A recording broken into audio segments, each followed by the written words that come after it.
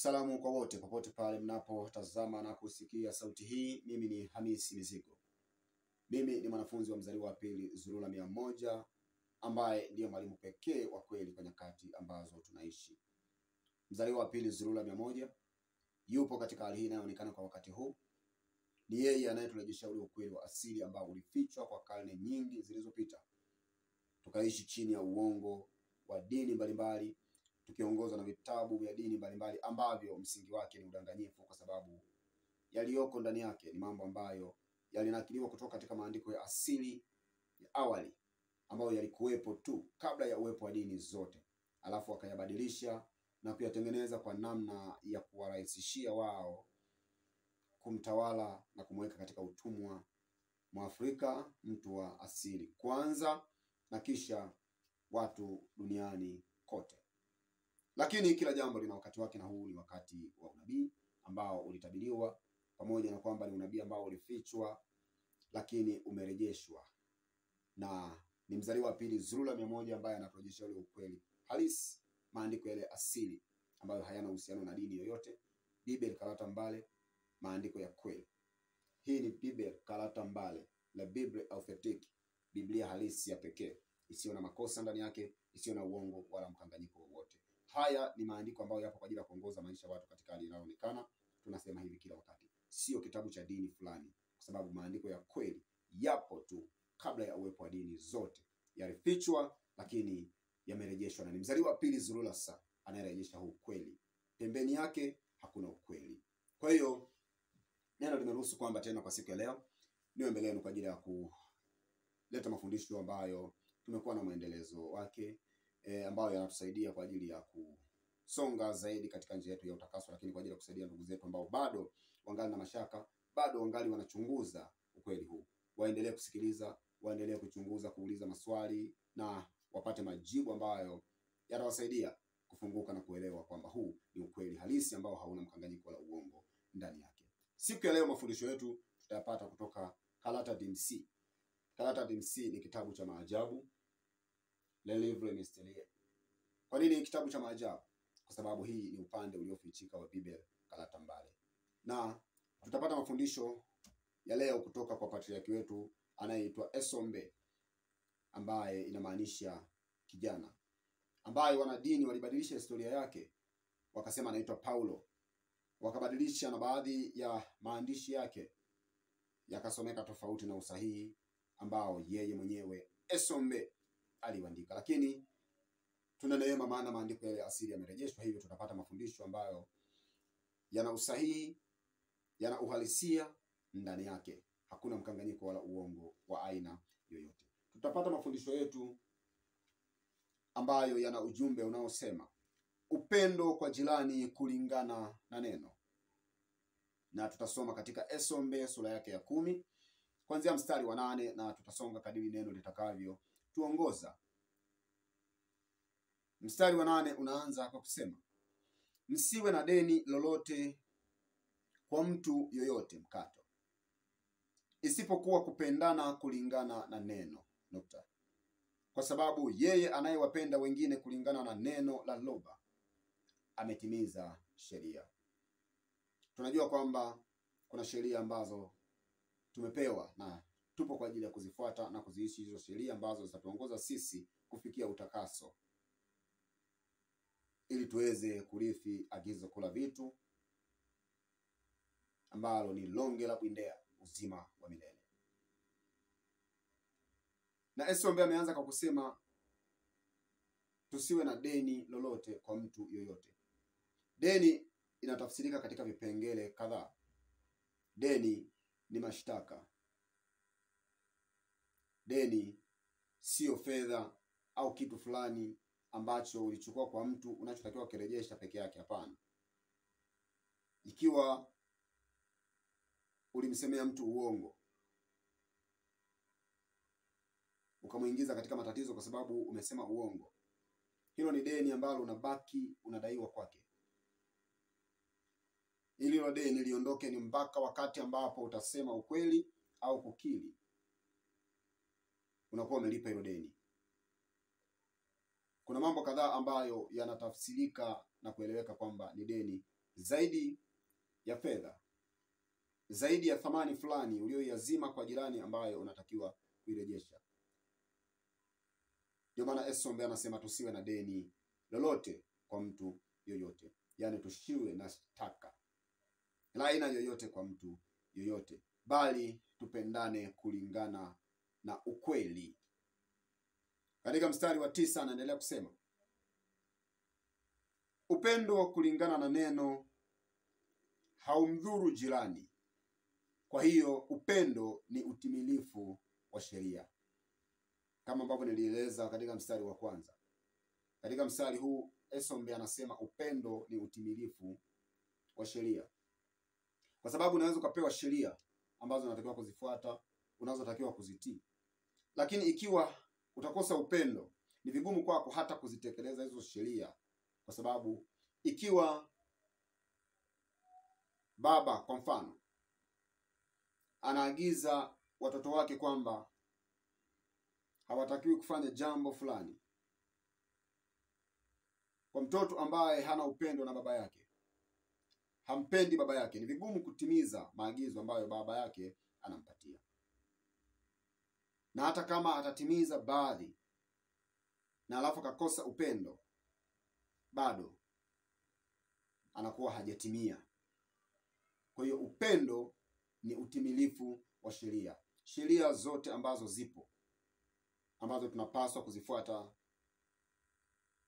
zinakamilishwa na upendo. Ndio maana tunaagizwa kuwa na upendo wa jirani, na jirani ni yule mtu ambaye amekuzunguka, iwe ni katika maeneo yako ya kazi, maeneo ya nyumbani kwako, mahali ambapo unaishi, maeneo ya shambani kwako, yule ambaye ni wa karibu yako pia kiimani, dada, kaka ambaye mpo katika imani moja, huyo ni jirani yako.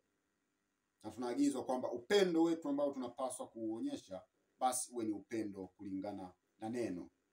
Ndio maana katika mstari huu wa 9 amesema pia kwamba upendo kulingana na neno haumdhuru jirani, kwa sababu ni upendo ambao unatakiwa kuwa halisi, ni upendo ambao hauna unafiki ndani yake, ni upendo ambao hauna nia mbaya ndani yake.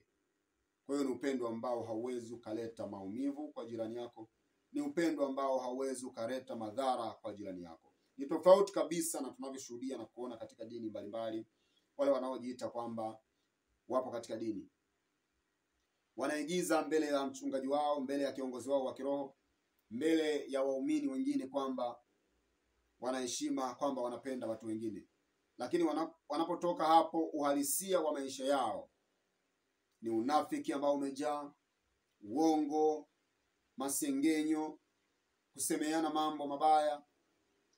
Lakini wanasema wana upendo na wanapendana. Huo sio upendo kulingana na neno, ni upendo ambao una malengo na una makusudio mabaya. Kwa hiyo tunaaswa sisi kupendana, na upendo wetu uwe kulingana na neno, na hivyo upendo huo utakuwa na matokeo mazuri kwa jirani yako ambaye amekuzunguka. Katika mstari wa 10 Esombe anaendelea kusema, hili ni jambo la maana zaidi, kwa vile mnavyojua ni wakati gani tuliomo. Nukta 2. Ni wakati wa kuamsha, hatimaye kutoka usingizini mkato. Kwa maana sasa wokovu u karibu nasi kuliko tulipoanza kuamini. Ni kweli tunajua wakati ambao tunaishi ni wakati ambao mambo mabaya, chuki, matukio mbalimbali ambayo kwa kweli tunaona kabisa yanadhihirisha kwamba ni nyakati mbaya ambazo tunaishi. Upendo unapotea, unafiki unaendelea kuwa mwingi, kila mtu anajitazama yeye mwenyewe, jambo ambalo si kulingana na ukweli. Na hayo mambo ni matokeo ya dini mbalimbali na mafundisho mbalimbali ya kiimani, mafundisho mbalimbali ya kiroho ambayo msingi wake ni uongo, msingi wake ni udanganyifu. Watu wanaosimama kuhubiri upendo katika uhalisia wa maisha yao hawaonyeshi wala kudhihirisha upendo. Watu wanaosimama kuhubiri na kukemea dhambi uhalisia wa maisha yao ni watenda dhambi wakubwa, ni waovu wakubwa, kwa sababu msingi wa mafundisho wanaoyaishi ni uongo, kwa sababu ni mambo ambayo yalivuviwa na shetani mlima Bobe, roho mbaya. Na Esombe katika mstari wa 10 anamaliza kwa kusema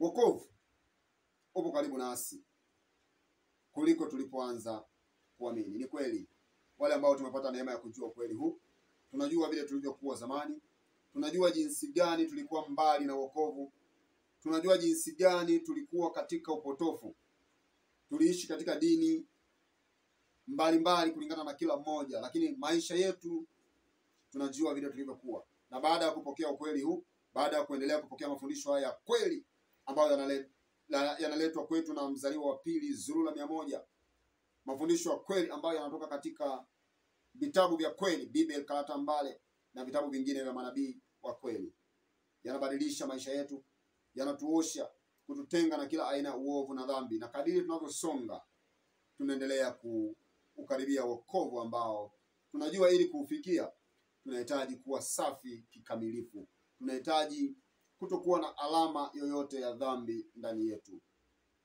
Tunahitaji kuepuka kutenda dhambi zote kwa hiari. Kwa hiyo neno linatuasa sisi kuwa katika ufahamu ambao ni mzuri, kudhihirisha upendo kulingana na ukweli. Katika mstari wa 11 Esombe anaendelea kusema, usiku umeendelea sana na mchana umekaribia.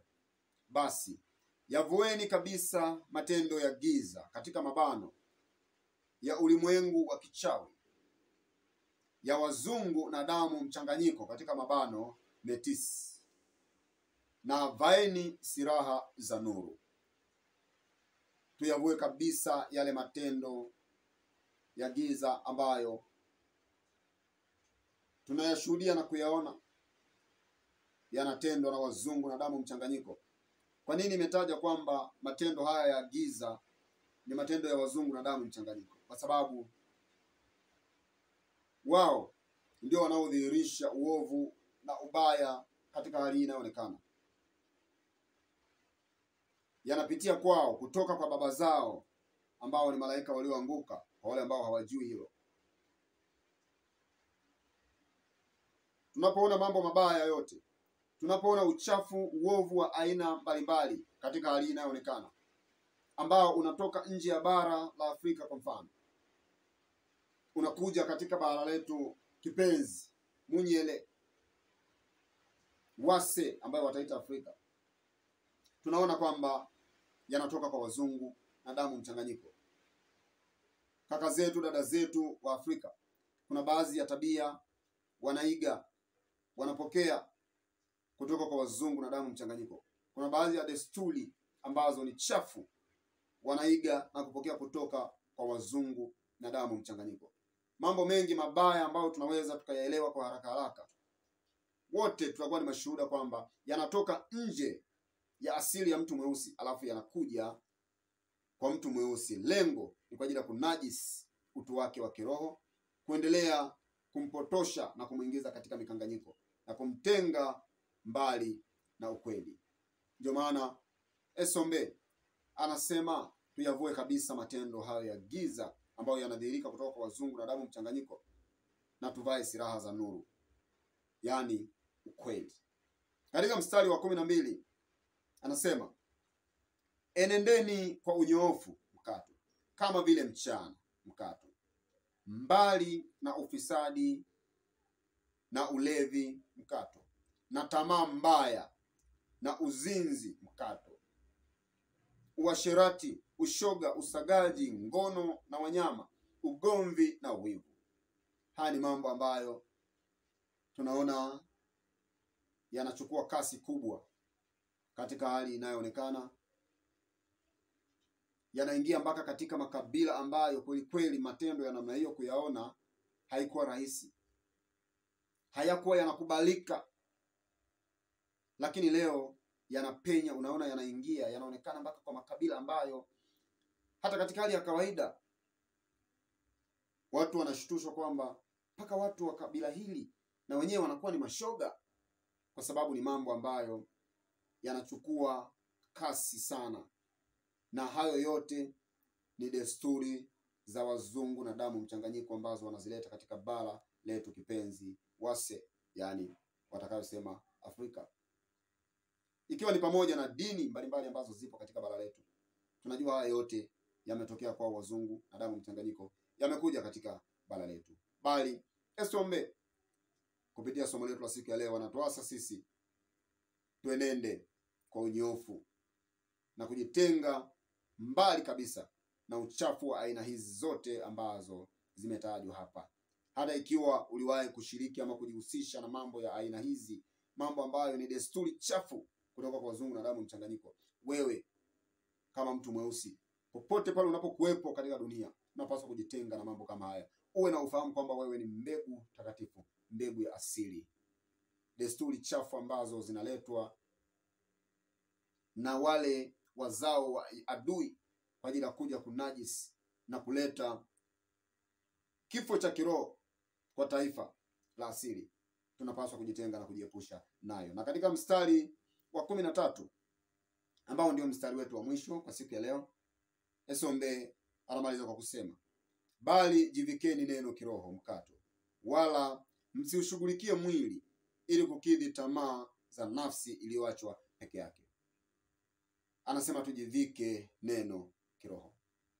Ukweli ambao tunaopokea unapoukubali kiroho ni kama vazi ambalo umepewa na unapokea na unalivaa.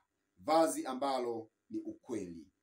Ukweli unaokuongoza kuishi kwa usahihi, ukweli unaokuongoza na kukuonyesha namna gani unapaswa kuwa na uhusiano mzuri na majirani na jamii iliyokuzunguka. Ukweli ambao unakuongoza na kukuonyesha jinsi gani utashinda vishawishi na majaribu mbalimbali ya dhambi ili uweze kufikia ukamilifu ambao hatima yake ni kurithi agizo kuu la vitu ambalo ni wanasema ulimwengu wa kiroho, kupokea uzima wa milele, yani longela windea katika lugha ya asili. Lakini Esombe amemaliza kwamba msiushughulikie mwili ili kukidhi tamaa za nafsi iliyoachwa peke yake. Hamaanishi kwamba tusifanye kazi, tusitafute chakula, tusitafute fedha kwa ajili ya kupata sehemu nzuri za kupumzisha miili yetu, tusivae mavazi mazuri kwa ajili ya kustiri miili yetu. Hajamaanisha kwa namna hii, bali tusishughulikie mwili ili kukidhi tamaa za nafsi iliyoachwa peke yake, tamaa ambazo ni mbaya. Maana nafsi tunajua ni mtoto ambaye anatokana na muungano wa roho na mwili, na nafsi yeye ni mwili wa tamaa na hisia. Yeye yupo hapo kwa ajili ya kutamani kila kitu. Kwa hiyo nafsi ambayo imeachwa peke yake ni nafsi ambayo haiongozwi na neno la Loba, ni nafsi ambayo haiongozwi na ukweli, ni nafsi ambayo haipo chini ya mafundisho haya ya kweli ambayo yanaitwa na Mzaliwa wa Pili Zurula 100. Hatupaswi kushughulikia mwili ambao unachochewa na nafsi iliyoachwa peke yake ili kutekeleza mambo mabaya.